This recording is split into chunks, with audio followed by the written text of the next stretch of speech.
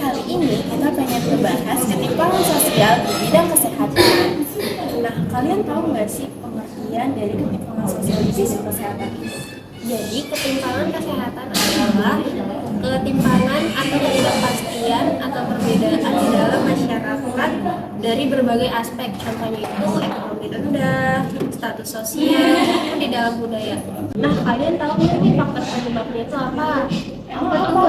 Yang pertama itu berupa alat medis yang kurang memadai. Jadi kayak antar di puskesmas dan di rumah sakit itu berbeda. Jadinya itu lebih memadai yang di rumah sakit. Lalu yang kedua itu perhatian yang berbeda antara pasien A dan pasien B. Contohnya itu kayak pasien A itu orang kaya dan pasien B itu orang tidak mempunyai. Jadi berbeda gitu kan. Nah, terus dan masih banyak lagi. Tapi di sini aku nggak nemu nih contoh kasusnya. Apa di antara kalian ada nih yang punya contoh kasusnya? Oh, aku nih baru banget baca berita dari Menko PMK. Nah, jadi Menko PMK ini mengungkapkan bahwa ada permasalahan di pemenuhan SDM kesehatan di Indonesia. Yaitu Menko PMK ini tuh mengungkapkan kalau di Indonesia ini masih banyak daerah-daerah yang kurang dokter dan dokter-dokter di Indonesia ini tuh sangat langka, terutama di daerah di luar Pulau Jawa atau di daerah-daerah pelosok itu. Kalau videonya kamu ada nggak? Ada. Jadi tuh videonya itu menunjukkan kalau misalnya ada ketimpangan di bidang sosial di bidang kesehatan. Itu berarti kayak antara desa sama kota gitu. Iya, jadi yang pasien A itu dia bisa bayar langsung, dan yang pasien B itu menggunakan BPJS. Itu beda tuh pelayanannya itu beda, pelayanan dari pasien itu. Coba lihat. Lihat dong Faria.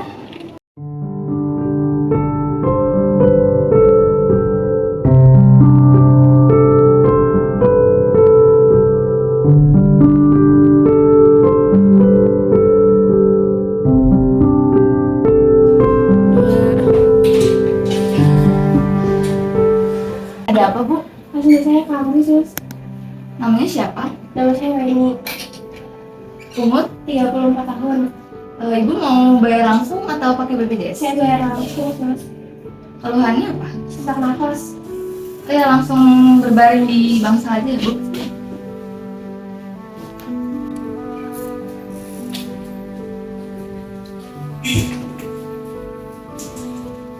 Dok, itu ada pasien aslinya kamu udah keluhan nafas. Iya. Selamat pagi, Ibu. Pagi dok. Keluhannya apa, Ibu? Sesak nafas dok. Suster, tolong ambilkan oksigen. Baik, Dok. Sebentar ya, Ibu. Iya dok.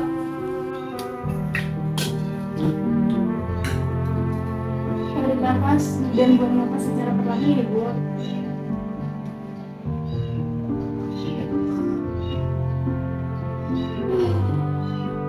Bagaimana, Ibu? Sudah mendingan, Ibu? Sudah dok. Alhamdulillah. Terima kasih ya dok. Ya. Hati-hati, Ibu. Ya. Terima kasih ya dok. Iya.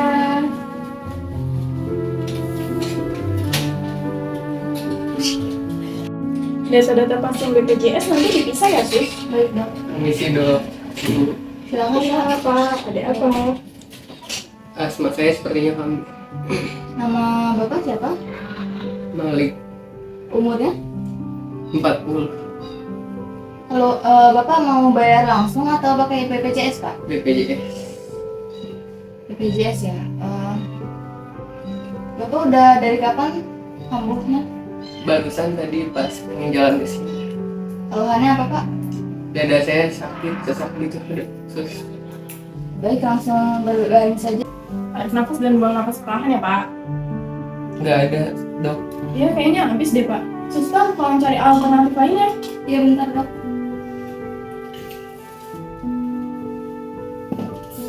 Bentar ya, Pak.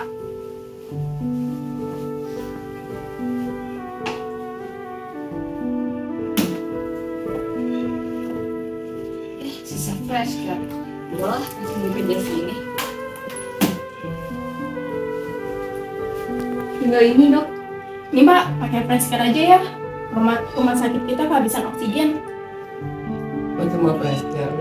Bapak kan pasien BPJS Pak. Ya udahlah, terima aja. Iya. Oke, saya silakan pulang Pak.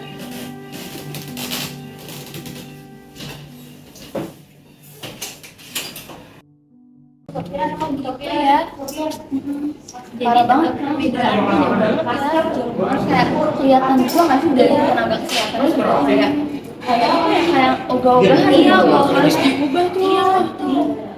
Ada nggak sih kayak apa namanya dampak dari kasus kayak gini tuh?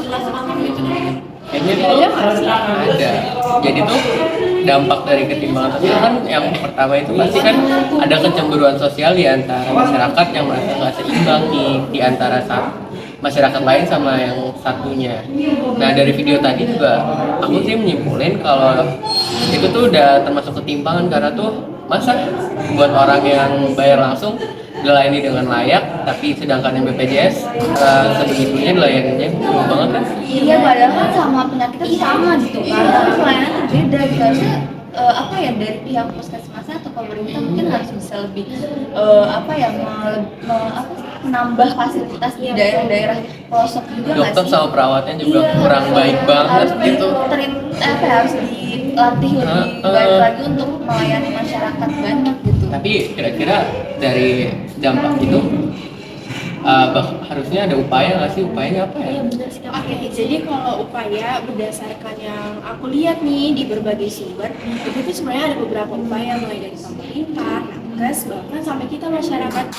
Nah, kalau misalnya dari pemerintah sendiri, pemerintah itu harus meratakan pembangunan infrastruktur. Karena kan seperti yang kita lihat nih, giliran di kota rumah sakitnya mewah-mewah, giliran di desa cuman puskesmas biasa. Itu kan ada kesenjangan sosial tuh. Nah, terus pembangunan jalan di desa juga harus lebih ditingkatin lagi. Karena kalau misalnya nih ada pasien yang butuh pakai ambulans, masa iya jalanannya becek, jalanannya ini kayak memperparah parah nggak sih?